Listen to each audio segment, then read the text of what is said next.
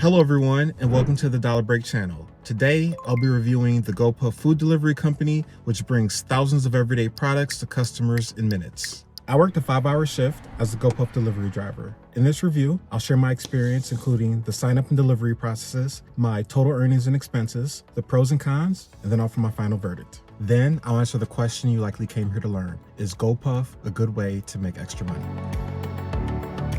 To sign up with GoPuff, I went to their website and applied to be a driver in my area. The application included providing personal information, driver's license and insurance details, and completing a background check. Then there's an onboarding module that will take less than 10 minutes to watch and click through. And lastly, the most time-intensive part of the sign-up process is completing the R-serving training. This is a required training that gives you the knowledge and tools to deliver alcohol-controlled medicine with GoPuff responsibly, and it'll take 3 to 4 hours depending on how fast you can get through the lessons.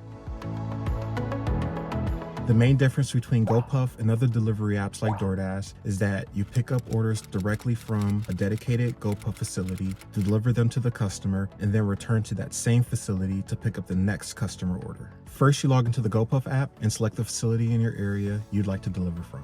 Then, you can either head to a facility location or choose to schedule a time slot in advance. The schedule's released first thing every Thursday morning, just after midnight. So if scheduling time is what works best for you, make sure you move fast because these spots fill up quickly. I decided to schedule a 5-hour shift at 9 p.m. on a Sunday night because I knew that would be a good time for me to work.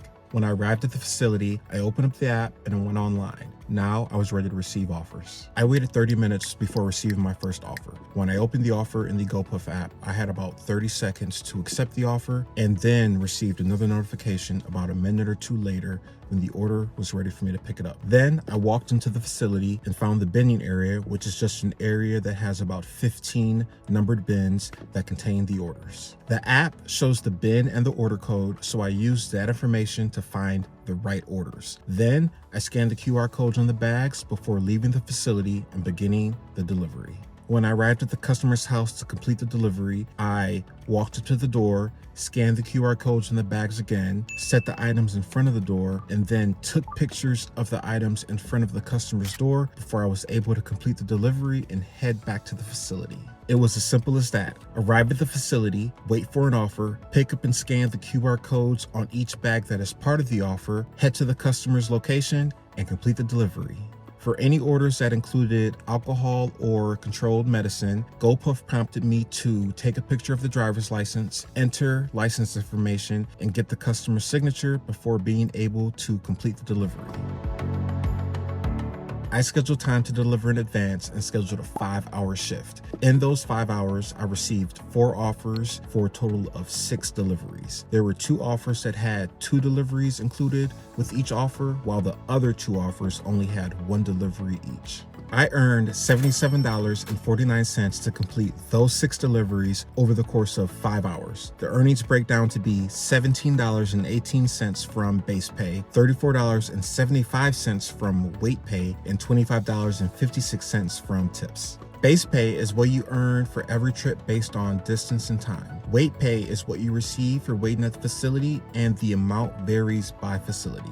The facility I was at paid 25 cents per minute for waiting. One thing to keep in mind is that you only earn weight pay if you schedule time to deliver in advance. So if you decide to deliver on demand, you could be waiting for as long as an hour and will not get paid for that. My only expenses were for gas and mileage driven. I drove a total of 45 miles over 5 hours, which works out to be $30.15 of driving expense by using the standard 2024 mileage rate of 67 cents per mile. So in summary, I earned $77.49, which is about $15.50 per hour. But after accounting for gas and wear and tear on my car, this works out to be only $47.34 of earnings, or $9.47 per hour.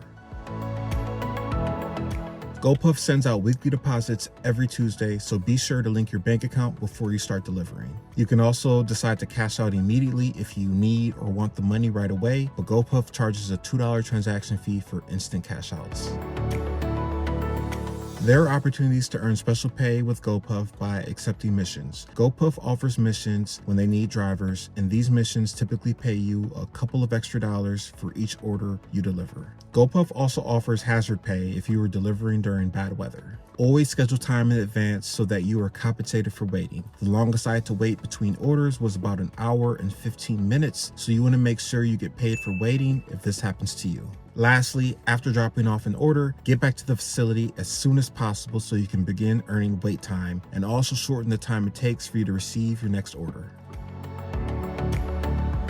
Let's get into the pros and cons, starting with the pros. First, you only have to pick up orders from one location versus going to various restaurants or stores to fulfill customer orders. Some facilities have runners that will bring orders to your car. All deliveries were within 10 to 15 minutes of the facility. Customers who use GoPuff generally give higher tips when compared to other delivery apps like DoorDash. You can earn money while waiting, and there are opportunities to supercharge your earnings by accepting missions and delivering during bad weather. And lastly, you can choose to pre-schedule your hours or choose to deliver on demand. Now on to the cons. You may spend a lot of time waiting. The longest I had to wait at the facility before getting an offer was an hour and 15 minutes. If you don't schedule time in advance, that is a long time to wait without getting paid. Scanning the QR codes during order pickup and order delivery can take some time, as the app doesn't always recognize the QR codes right away. Depending on how busy the GoPuff facility in your area is and how much customers tip, you may make less than minimum wage after taking into account gas and car expense.